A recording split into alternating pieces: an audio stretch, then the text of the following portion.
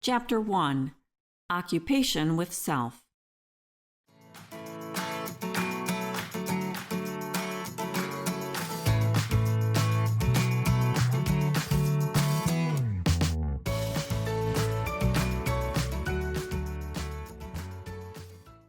Occupation with the self only ever leads to one thing: selfishness.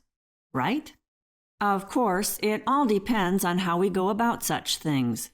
In fact, if our mind continually runs in unproductive channels of self-pity or constant complaining, brooding about how life seems to be passing us by, we need to take a closer look at ourselves before we're ready to think about others.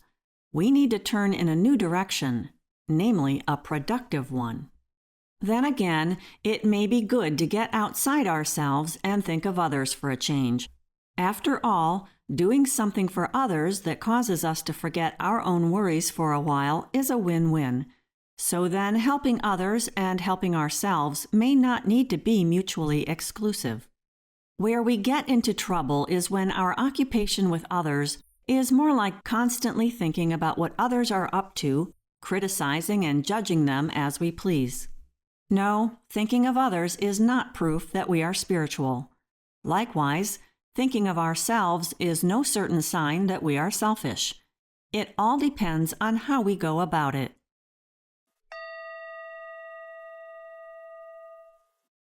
There are people who are actually highly developed spiritual beings and who are all about self-sacrifice and helping others. But when someone is highly developed, that means even more is expected of them.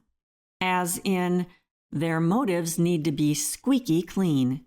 There is no room for neglecting one's important inner work under the guise of, "Oh, don't worry about me, I'm just all about helping others." That would be skipping out on a part of one's task. In fact, once we reach the point in our spiritual development where we are exposed to deeper and richer teachings, we are ready to step up our game.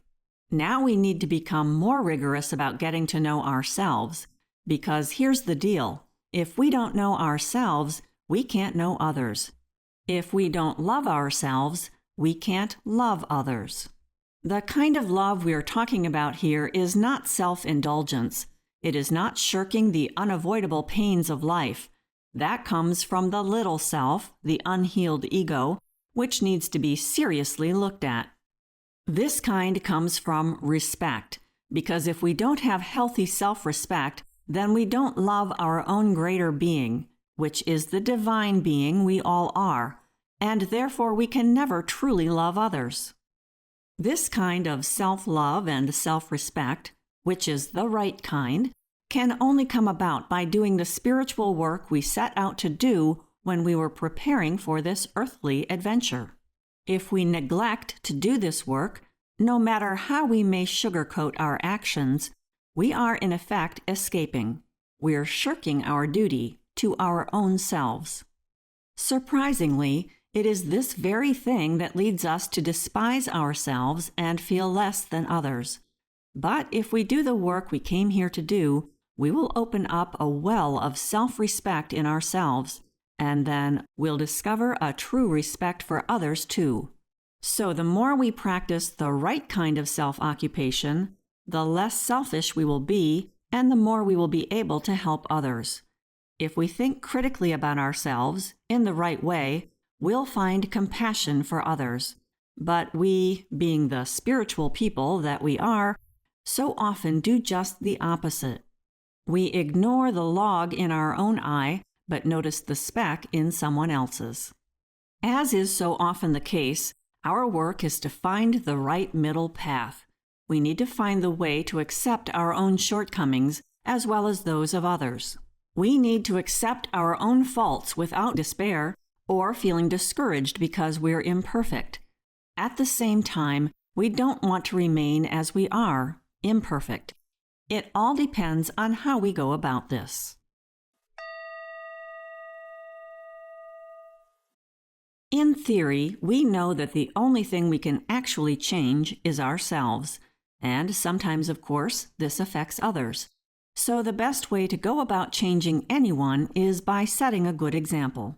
When we find ourselves out of sorts because of someone else's faults, this is actually pointing to a deep resentment in us about the simple fact that we cannot change them.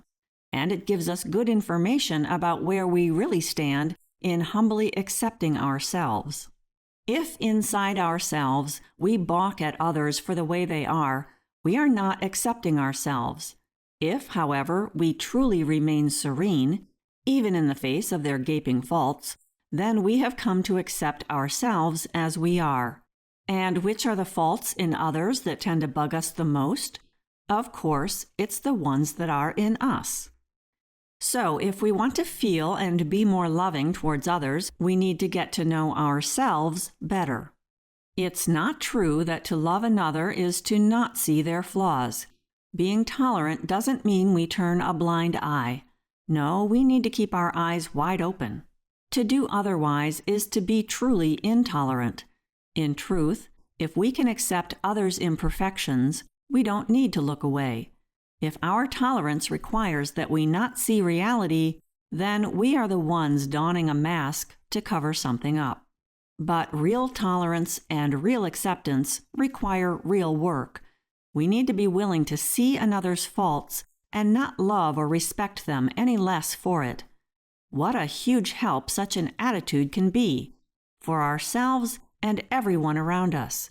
That is what it really means to do good in the world.